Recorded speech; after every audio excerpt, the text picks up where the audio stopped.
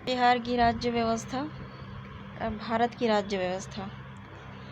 ये बीपीएससी के लिए स्पेशल बुक है। देखिए, भारतीय राज्य व्यवस्था संक्षिप्त अवलोकन है और ये प्रारंभिक परीक्षा के लिए, और इसमें जो है सॉल्व पेपर भी हैं 38 से 65 भी परीक्षा के बीच में।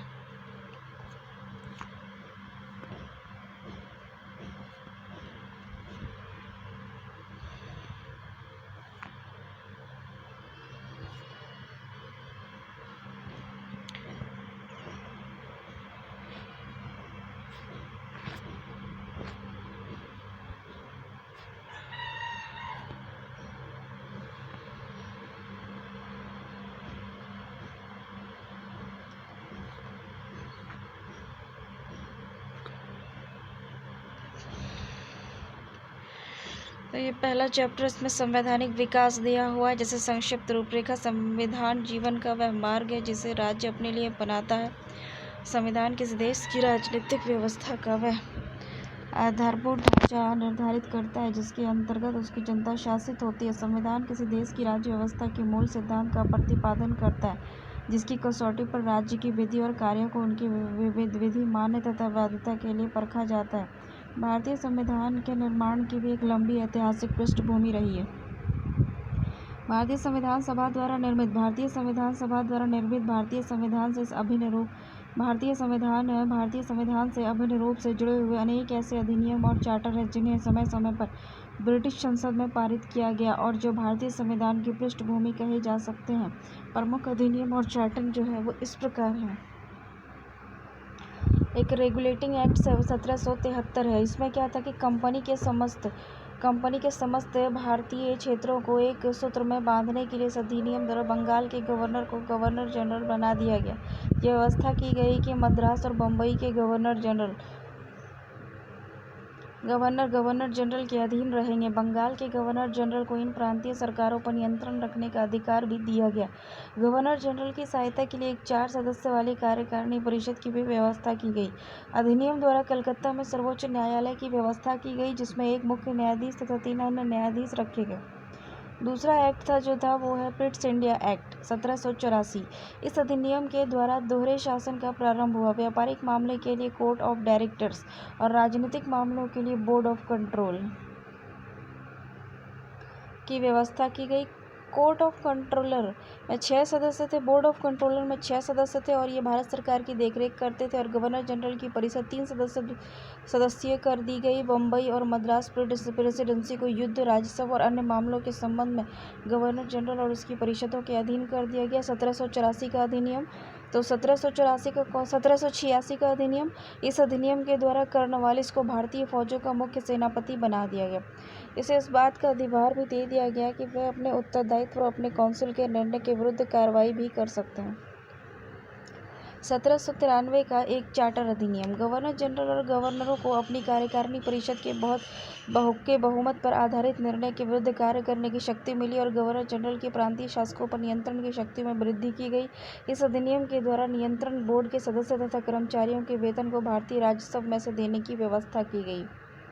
1813 का चार्टर अधिनियम क्या था कि कंपनी के अधिकार पत्र को 20 वर्ष के लिए और बढ़ा दिया गया। कंपनी के भारत के साथ व्यापार करने के अधिकार को छीन लिया गया, किंतु उसे चीन के साथ व्यापार और पूर्वी देशों के साथ चाय के व्यापार के संबंध में 20 वर्षों के लिए का अधिकार प्राप्त रहा। भारतीय व्यापार भी ब्रिटिश प्रजनन के लिए खोल दिया गया, यद्यपि उन्हें कुछ विशेष सीमाओं के अधीन कार्य करना पड़ता था। शिक्षा प्रसार के लिए 1 लाख रुपए वार्षिक देने की बात कही गई थी। कंपनी की सेवाओं में जाने से पहले इंग्लैंड में प्रशिक्षण की व्यवस्था की गई थी। 1833 का चार्टर अधिनियम, तो भारतीय व्यापार को सभी के लिए पूरी तरह खोल दिया गया। गवर्नर जनरल की समिति को भारत के सैनिक और असैनिक कार्यों का नियंत्रण, निरीक्षण एवं निर्देशन सौंपा गया। इस अधिनियम में पहली बार बंगाल के गवर्नर जनरल को भारत का गवर्नर जनरल कहा गया। मैकाले पहला विधि सदस्य था। प्रेसिडेंसी के कानून बनाने के अधिकार समाप्त कर दिए गए।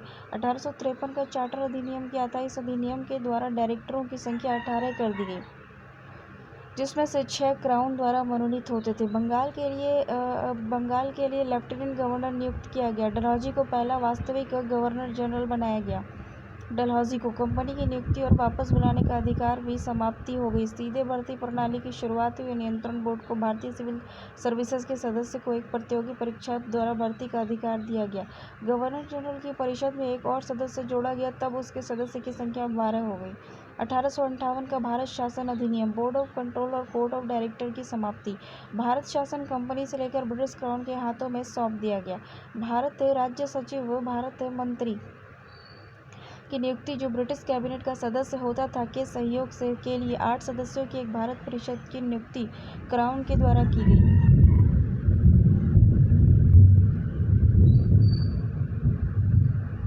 चार्ल्स वुड पहला भारतीय मंत्री था। गवर्नर जनरल को वाइसराय कहा गया। ठीक है, गवर्नर जनरल को वाइसराय कहा गया। कैनिंग अंतिम गवर्नर जनरल और प्रथम वाइसराय था। इस अधिनियम द्वारा ब्रिटिश सरकार का नियंत्रण बढ़ाया गया। 1861 का भारत शासन अधिनियम, गवर्नर जनरल की कार्यकारिणी परिषद का विस्तार किया गया। विभागीय प्रणाली का चलन शुरू किया गया। गवर्नर जनरल को पहली बार अध्यादेश जारी करने की असाधारण शक्ति प्रदान की गई। प्रांतीय विधान परिषदों की व्यवस्था कर विधायन के क्षेत्र में विकेंद्रीकरण की नीति का सूत्रपात किया गया। 1892 का भारत शासन अधिनियम, परोक्ष निर्वाचन प्रणाली को मान्यता, व्यवस्थापिका की शक्ति में वृद्धि, वार्षिक बजट पर बहस करने का अधिकार, बजट पर बहस एवं कार्यपालिका के समक्ष सवाल करने का अधिकार दिया गया, परंतु वोट का अधिकार प्राप्त नहीं हो सका। भारतीय परिषद अधिनियम 1909, इसमें मॉर्ले मिंटो सुधार भी कहा जाता है। भारतीयों की भारत सचिव और गवर्नर जनरल की कार्यकारिणी परिषदों में नियुक्ति। केंद्रीय विधान परिषद के सदस्य की संख्या 16 से 60 कर दी गई। प्रांतीय विधान परिषद के आकार को बढ़ाया गया। प्रांतीय विधान परिषद को पहली बार गैर सरकारी सदस्य का बहुमत मिला। केंद्रीय और प्रांतीय विधान परिषदों को पहली बार बजट पर वाद विवाद करने और सार्वजनिक हित के विषय पर प्रस्ताव पेश करने और पूरक प्रश्न पूछने और मत देने का अधिकार मिला। भारत परिषद अधिनियम 1909, मॉर्ले मिंटो सुधार। 1919 ईस्वी का भारत सरकार अधिनियम। इस अधिनियम को मॉन्टेग्यू चेम्सफोर्ड सुधार भी कहा जाता है, क्योंकि इस काल में भारतीय सचिव मॉन्टेग्यू और वाइसराय लॉर्ड चेम्सफोर्ड थे। इस अधिनियम की सबसे महत्वपूर्ण विशेषता प्रांतों में द्वैत शासन का आरंभ करना था। शासन के विषय को प्रांतीय और केंद्रीय सूचियों में बांट दिया गया था। केंद्रीय मामले में रक्षा, विदेशी मुद्रा और आयात निर्यात। इससे प्रांतों में द्वैत शासन की शुरुआत हुई। प्रांतीय विषयों को 2 भागों में बांटा गया, एक आरक्षित विषय था और एक हस्तांतरित विषय था। आरक्षित विषय क्या थे? पुलिस, जेल, भू राजस्व, सिंचाई, वन विभाग। ये विषय गवर्नर और उसकी कार्यकारी परिषद द्वारा देखे जाते थे। हस्तांतरित विषय क्या थे? कि शिक्षा, स्थानीय स्वशासन, सार्वजनिक स्वास्थ्य, सफाई, कृषि, उद्योग। गवर्नर और उसके मंत्रियों की देखरेख, गवर्नर तथा उसके मंत्रियों द्वारा देखे जाते थे। उसके प्रांतों पर केंद्रीय नियंत्रण होता था। द्वैत शासन द्वारा काम किया जाता था। केंद्रीय विधायिका को द्विसदनात्मक बना दिया गया था, सेंट्रल लेजिस्लेटिव असेंबली, जिसे राज्य परिषद, ऊपरी सदन और 5 वर्ष के लिए और विधान परिषद 3 वर्ष के लिए में बटा गया था। पृथक निर्वाचन मंडल द्वारा का दायरा बढ़ाकर सिखों को इसमें शामिल किया गया। अधिकार बहुमत को समाप्त करके गैर आधिकारिक प्रत्यक्ष चुनाव का बहुमत को बढ़ाया गया। भारत सचिव और उसके सहयोगियों को वेतन अब अंग्रेजी राजस्व से देने की बात हुई। भारत के उच्चायुक्त की लंदन में नियुक्ति हुई, जो भारत सरकार के प्रति जिम्मेदार था, जिससे उसे ही खर्च पाता था। वह इंग्लैंड में भारतीय विद्यार्थियों का ध्यान रखता था तथा भारत सरकार की सुविधा की व्यवस्था करता था। इस अधिनियम के द्वारा लोक सेवा आयोग की स्थापना की गई। भारत सचिव को उस आयोग की नियुक्ति का कार्य सौंपा गया। 1935 का भारत सरकार अधिनियम। इस अधिनियम के द्वारा प्रांतीय स्वायत्तता और प्रांतों में जवाबदेह सरकारों की स्थापना और द्वैत शासन की समाप्ति हुई। पहली बार काउंसिल ऑफ स्टेट्स, प्रांतीय परिषद को 6 प्रांतों में द्विसदनीय बनाया गया। ये प्रांत थे बंगाल, मद्रास, मुंबई, उत्तर प्रदेश, बिहार और असम। पृथक निर्वाचन मंडल का विस्तार किया गया। सिखों, भारतीय ईसाइयों, एंग्लो इंडियंस और यूरोपियों को इसमें शामिल किया गया। सिख को, भारतीय ईसाइयों को और एंग्लो इंडियंस को और यूरोपियों को जो है इसमें शामिल किया गया। संघीय न्यायपालिका की दिल्ली की में स्थापना, जिसमें एक मुख्य न्यायाधीश और 6 से कम जजों की नियुक्ति हुई। इस अधिनियम के द्वारा रिजर्व बैंक ऑफ इंडिया की स्थापना हुई।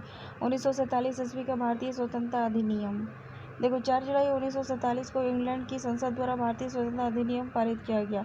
15 अगस्त 1947 को भारत 2 अधिराज्यों, भारत और पाकिस्तान में विभाजित कर दिया गया और सिंध तो उत्तर पूर्वी सीमा प्रांत, पश्चिम पंजाब, बलूचिस्तान, असम का सिलहट जिला पाकिस्तान में, आसाम का सिलहट जिला असम का सिलहट जिला पाकिस्तान में तथा शेष भारत में रहेगा।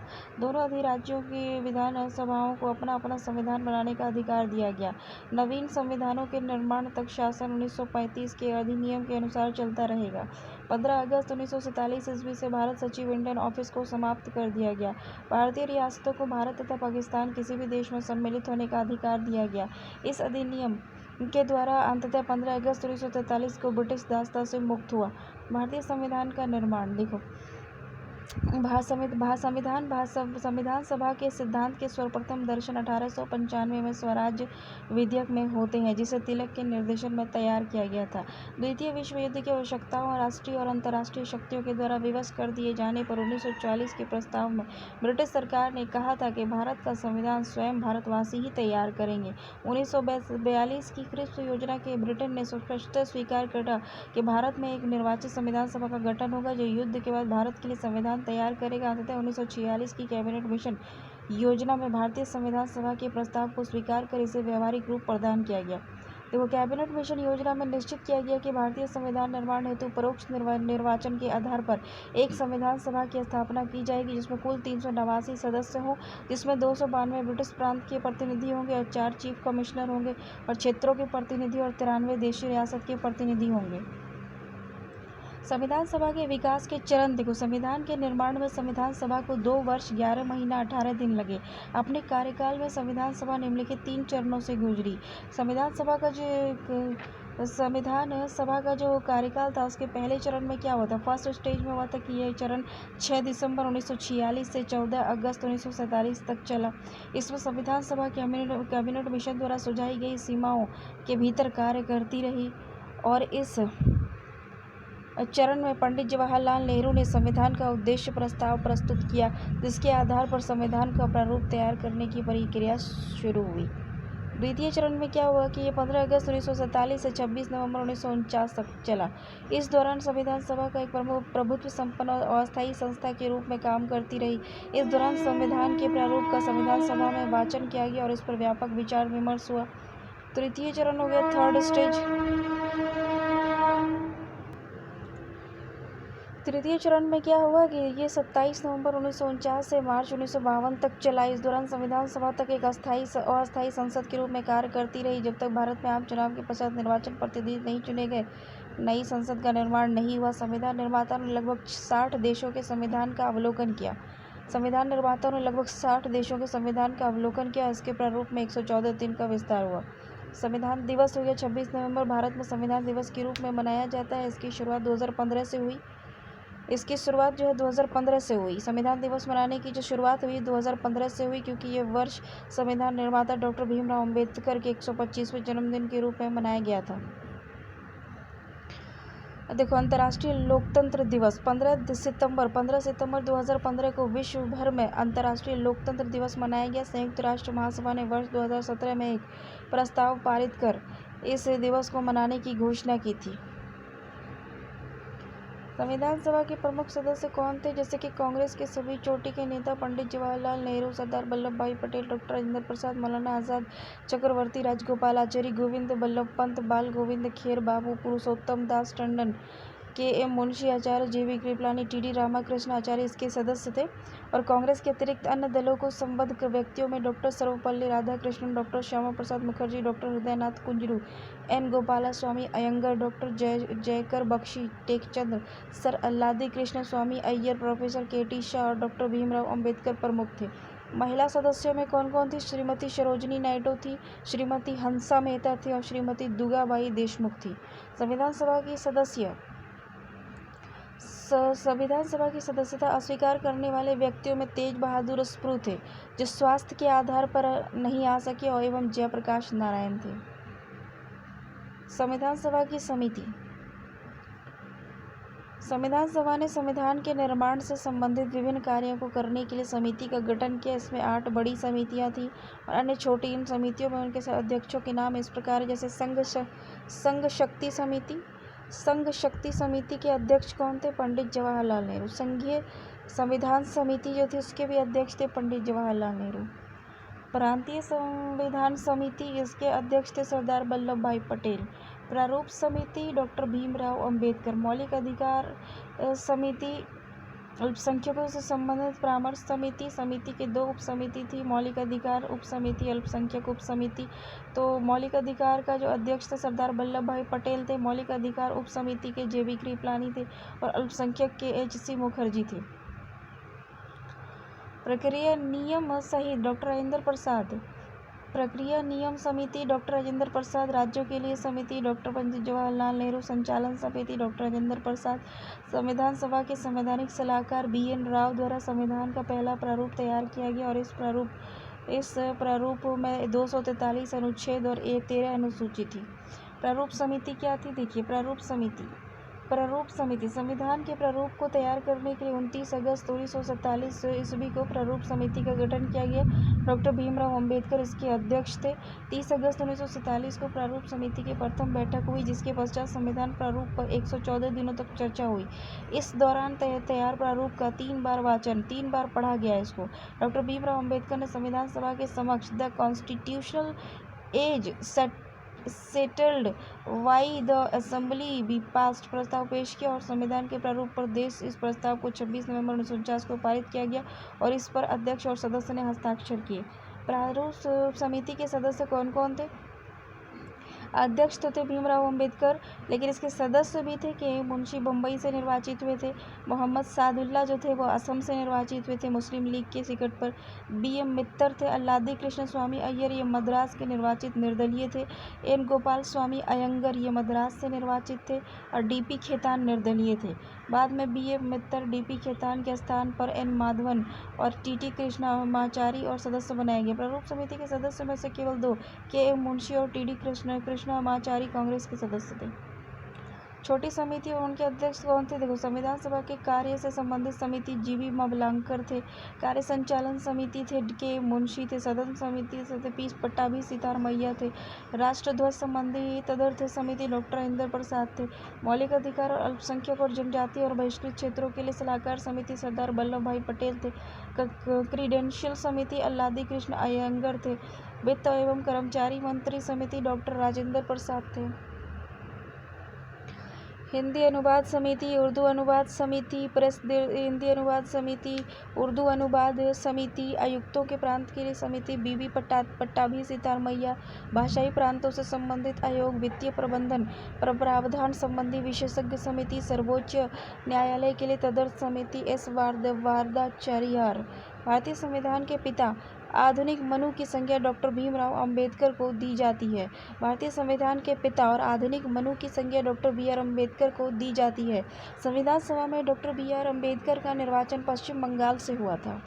अंबेडकर जो थे BR अंबेडकर, उसका निर्वाचन जो हुआ था पश्चिम बंगाल से हुआ था, लेकिन वो रहने वाले मऊ मध्य प्रदेश के थे भीमराव अंबेडकर। और सुभाष चंद्र बोस ये भी बंगाल के ही थे। संविधान प्रस्तावना में 26 नवंबर 1949 का उल्लेख उस दिन के रूप में किया गया है जिस दिन भारत के लोगों ने सभा में संविधान को अपनाया, लागू किया और स्वयं को सौंप दिया। 26 नवंबर 1949 को अपनाए गए संविधान में प्रस्तावना 22 भाग, 395 आर्टिकल और 8 अनुसूची थी। प्रस्तावना को पूरे संविधान को लागू करने के बाद लागू किया गया। देखो, संविधान की स्वीकृति। प्रारूप समिति के द्वारा संविधान का जो प्रारूप तैयार किया गया वह 1 फरवरी 1948 के दिन संविधान सभा के अध्यक्ष को सुपुर्द किया गया। 26 नवंबर 1949 को संविधान सभा ने भारतीय संविधान को अंतिम रूप प्रदान किया और इसी दिन 26 नवंबर 1949 को इस पर अध्यक्ष के हस्ताक्षर हुए। संविधान के 15 अनुच्छेद 26 नवंबर 1949 को ही लागू कर दिए गए थे। संविधान के 15 अनुच्छेद 26 नवंबर 1949 को ही लागू कर दिए गए थे, परंतु शेष संविधान 26 जनवरी 1950 को लागू किया गया। 26 जनवरी 1950 को संविधान लागू करने का वास्तविक कारण ये था कि 1930 से ही संपूर्ण भारत में 26 जनवरी का दिन स्वाधीनता दिवस के रूप में मनाया जाता था। संपूर्ण स्वाधीनता के निर्माण में 2 वर्ष 11 माह, संपूर्ण संविधान का निर्माण में 2 वर्ष 11 महीना 18 दिन लगे। इस कार्य पर 63,93,729 रुपये खर्च हुए और अंतिम रूप से संविधान में 395 अनुच्छेद और 8 अनुसूचियाँ थीं। देखो कितना खर्च आया था संविधान को बनाने में, तो 63 लाख। ₹63,93,729 भारतीय संविधान के प्रमुख स्रोत क्या क्या है देखिए। विदेशी स्रोत भी हैं। ब्रिटिश संविधान। भारतीय संविधान में संसदात्मक शासन प्रणाली कानून का शासन है और ब्रिटिश संविधान है ये। पर ब्रिटिश संविधान से क्या लिया गया है भारतीय संविधान में, तो भारतीय संविधान में संसदीय प्रणाली को लिया गया है, एकीकृत संस्थागत ढांचे को लिया गया है, सिंगल सिटीजनशिप को लिया गया है और मंत्रिमंडल के सामूहिक उत्तरदायित्व को लिया गया है। और अमेरिका के संविधान से क्या लिया गया है कि भारतीय संविधान में मौलिक अधिकार, सर्वोच्च न्यायालय से संबंधित व्यवस्था, संविधान की सर्वोच्चता, राष्ट्रपति पर महाभियोग, उपराष्ट्रपति, उच्चतम और उच्च न्यायालय के न्यायाधीशों को हटाने की विधि पर अमेरिका के संविधान का प्रभाव देखा जाता है। कनाडा का संविधान देखो, हमारी संघात्मक व्यवस्था, हमारे संविधान में संघ के लिए यूनियन शब्द का प्रयोग अपशिष्ट शक्तियों केंद्र को सौंपने की व्यवस्था को कनाडा के संविधान से ग्रहण किया गया है। ऑस्ट्रेलिया का संविधान भारतीय संविधान की प्रस्तावना में निहित भावनाएं, समवर्ती सूची तथा इस सूची के विषय पर संघ और इकाइयों के बीच उत्पन्न होने वाले विवादों को निपटाने के उपाय ऑस्ट्रेलिया के समान है। आयरलैंड का संविधान भारतीय संविधान में नीति निर्देशक सिद्धांत, राष्ट्रपति के निर्वाचन मंडल की व्यवस्था, राज्यसभा में कला, साहित्य और विज्ञान आदि से संबंधित विशिष्ट व्यक्तियों के मनोनयन की प्रणाली आयरलैंड के संविधान से मिलती है। जापान का संविधान भारतीय संविधान के अनुच्छेद 21 की शब्दावली विधि द्वारा स्थापित प्रक्रिया को छोड़कर जापान के संविधान से ली गई है। दक्षिण अफ्रीका का संविधान भारतीय संविधान की संशोधन पद्धति दक्षिण अफ्रीका के संविधान की संशोधन पद्धति से मिलती है। जर्मनी का वीमर संविधान भारतीय संविधान के अंतर्गत आपातकाल में राष्ट्रपति को मौलिक अधिकारों के स्थगन संबंधी जो अधिकार दिए गए हैं वो जर्मनी के वीमर संविधान से लिए गए हैं। देशी और भारतीय स्रोत। नेहरू समिति रिपोर्ट। नेहरू रिपोर्ट 1928 में कहा गया था कि भारत का भावी संविधान अपने स्वरूप में संघीय होगा। देशी रियासत का कोई अलग अस्तित्व नहीं होगा। संसदात्मक शासन प्रणाली अपनाई जाएगी।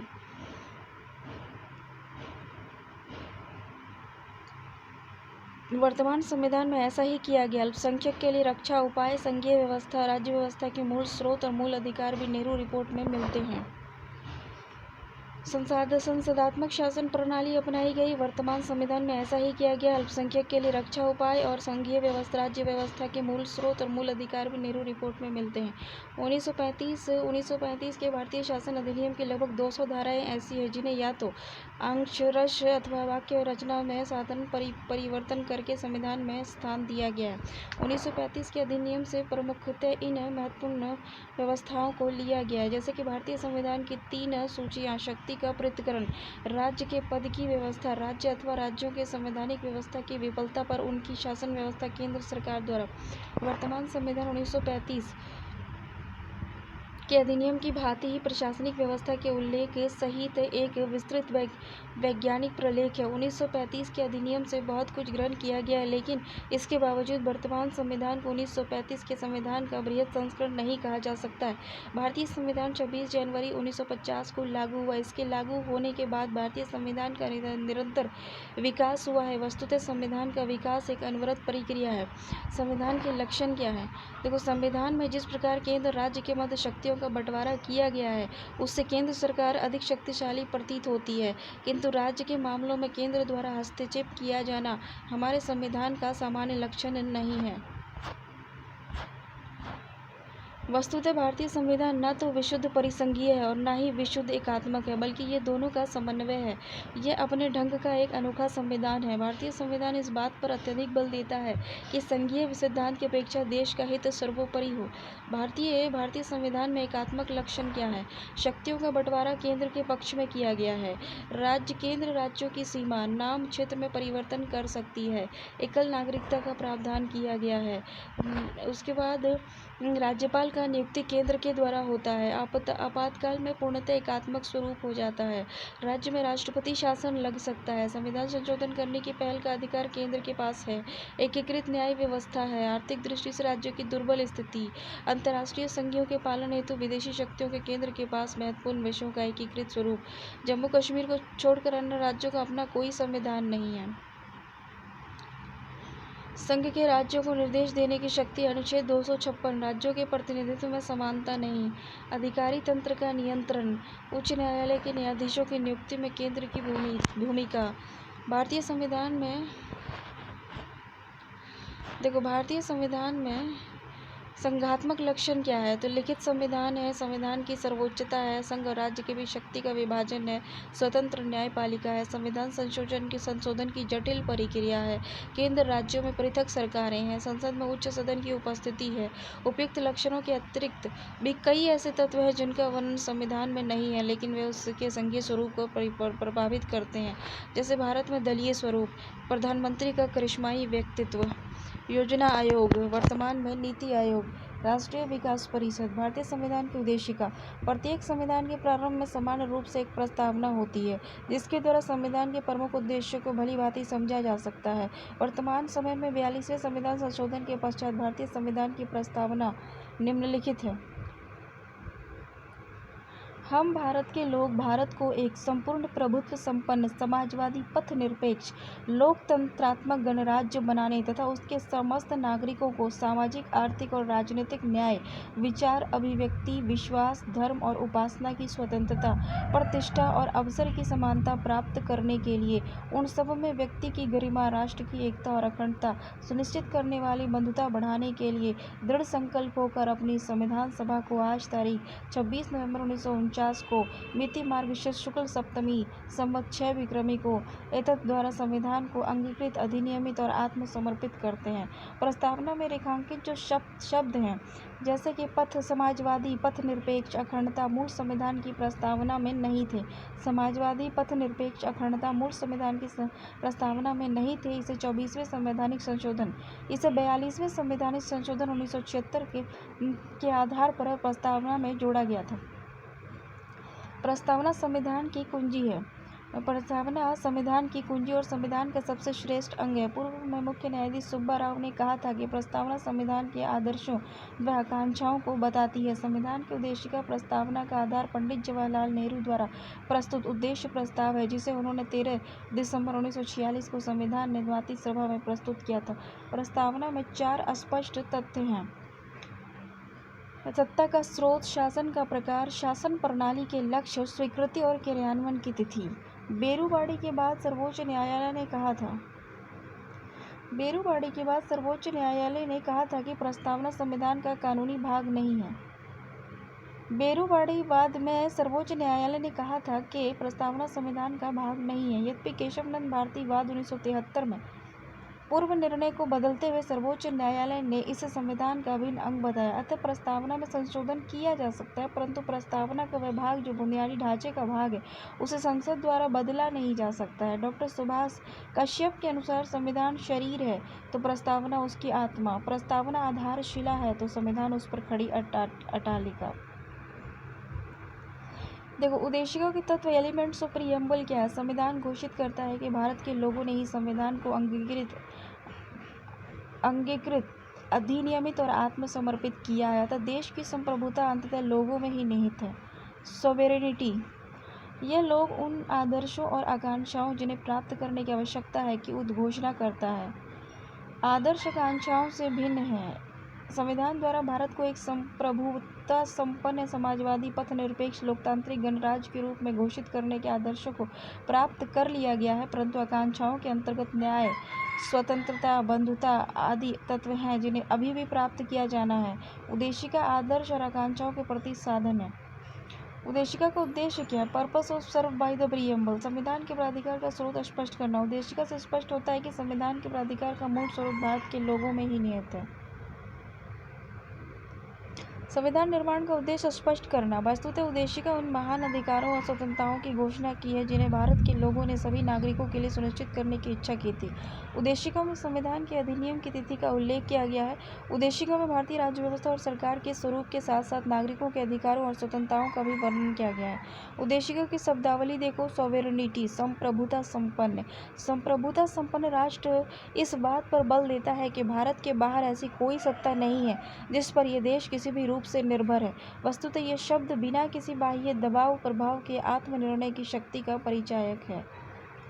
एक संप्रभु राष्ट्र होने के नाते भारत किसी विदेशी सीमा अथवा किसी अन्य देश के पक्ष में अपनी सीमा के किसी हिस्से से दावा छोड़ सकता है।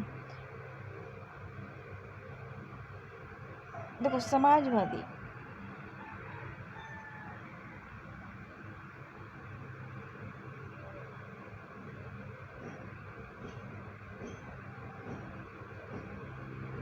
वो समाजवादी, सोशलिस्ट हो या समाजवाद। समाजवाद से संविधान का अभिप्राय है लोकतांत्रिक साधनों से आज के समाजवादी स्वरूप की प्राप्ति। भारतीय समाजवाद लोकतांत्रिक समाजवाद है, न कि साम्यवादी समाजवाद है। इसे राज्यश्रित समाजवाद भी कहा जाता है, जिसमें उत्पादन और वितरण के सभी साधनों का राष्ट्रीयकरण और निजी संपत्ति का उन्मूलन शामिल है। भारतीय समाजवाद मार्क्सवाद और गांधीवाद का मिला-जुला स्वरूप है। भारतीय समाजवाद जो है वो मार्क्सवाद और गांधीवाद का मिला-जुला स्वरूप है, जिसमें गांधीवादी समाजवाद की ओर इसका झुकाव ज़्यादा है।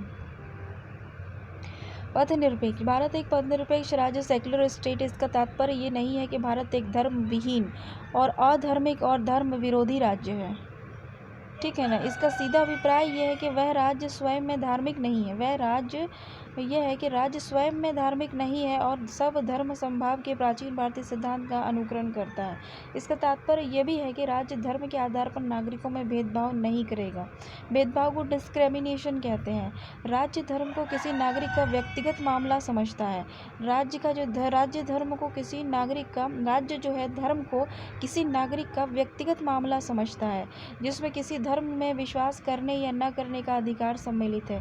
इसके बावजूद भी भारत अपने विशिष्ट सामाजिक सांस्कृतिक वातावरण के कारण इस अर्थ में सेकुलर नहीं है जिस अर्थ में पश्चिम देश है।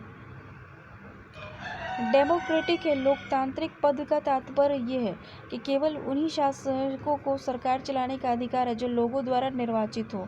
भारत प्रतिनिधित्व लोकतंत्र की व्यवस्था का पालन करता है, जिसमें संसद और एमएलएज विधायक का सीधे जनता द्वारा निर्वाचन किया जाता है। पंचायत और नगर पालिकाओं के माध्यम से लोकतंत्र को अत्यंत छोटे स्तर पर लाने का प्रयास किया गया। 73वें और 74वें संविधान संशोधन अधिनियम 1992 और 1993 इसके होते हुए भी प्रस्तावना में न केवल राजनीतिक लोकतंत्र को अपितु सामाजिक आर्थिक लोकतंत्र को भी सम्मिलित किया गया है। देखो, लोकतंत्र दो प्रकार का होता है। एक प्रत्यक्ष लोकतंत्र होता है और एक अप्रत्यक्ष लोकतंत्र होता है। तो प्रत्यक्ष लोकतंत्र में लोग अपनी शक्ति का इस्तेमाल प्रत्यक्ष रूप से करते हैं, जैसे कि स्विट्जरलैंड में। और प्रत्यक्ष लोकतंत्र में 4 प्रमुख औजार हैं। इसमें इंक्वायरी होती है, ठीक है, परिपरीक्षा होती है, इंक्वायरी होती है, इनिशिएटिव होता है, प्रत्यावर्तन होता है, प्रत्याशी को वापस बुलाना, तथा जनसंग्रह रिफॉर्म जनमत संग्रह। दूसरी ओर अप्रत्यक्ष लोकतंत्र में लोगों द्वारा चुने गए प्रतिनिधि सर्वोच्च शक्ति का इस्तेमाल करते हैं।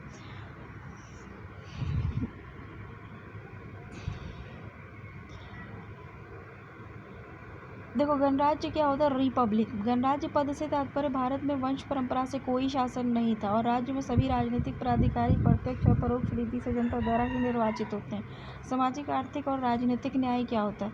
उद्देशिका प्रियम्बल भारतीय राज्य को कल्याणकारी प्रकृति के माध्यम से नागरिकों को राजनीतिक न्याय पॉलिटिकल जस्टिस के साथ साथ सामाजिक और आर्थिक न्याय सोशल एंड इकोनॉमिक जस्टिस की प्राप्ति भी सुनिश्चित करती है। किसी भी प्रकार की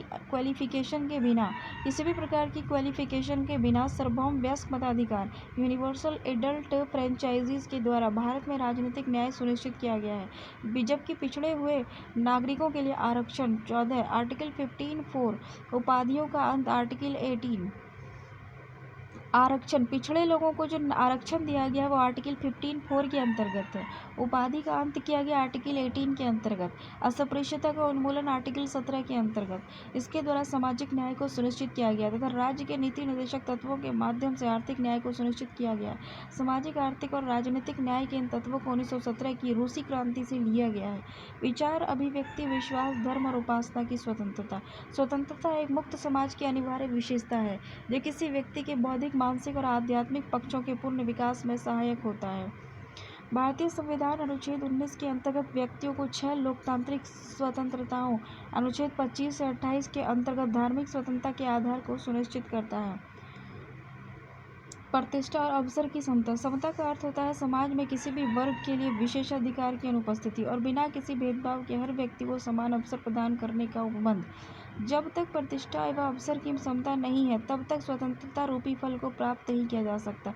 इस संदर्भ में भारतीय संविधान केवल धर्म, मूल, वंश, जाति, लिंग, जन्म स्थान उनमें से किसी प्रकार, किसी आधार पर राज्य द्वारा किसी भी विभेद, डिस्क्रिमिनेशन को अवैधानिक, इल्लीगल घोषित करता है। अनुच्छेद 15। इसके साथ ही समाज के उपेक्षित वर्गों को राष्ट्र की मुख्यधारा में लाने हेतु संसद ने अनुसूचित जाति, अनुसूचित जनजाति, अन्य पिछड़े वर्गों के लिए कुछ कानून बनाए हैं। प्रोटेक्टिव डिस्क्रिमिनेशन, ये संरक्षणात्मक विवेक अर्थात उन वर्गों के संरक्षण हेतु किया गया एक सकारात्मक। प्रोटेक्टिव डिस्क्रिमिनेशन के लिए यह कानून बनाया गया है जिसमें राज्य जो है अपने राज्य के नागरिकों को कुछ स्पेशल अधिकार देती है, SC STs को, OBCs को और पिछड़े लोगों को। राज्य के नीति निर्देशक सिद्धांत आर्टिकल 39, महिला पुरुष को जीवन यापन के लिए पर्याप्त साधन, समान कार्य के लिए समान वेतन और अधिकार को सुनिश्चित किया गया है।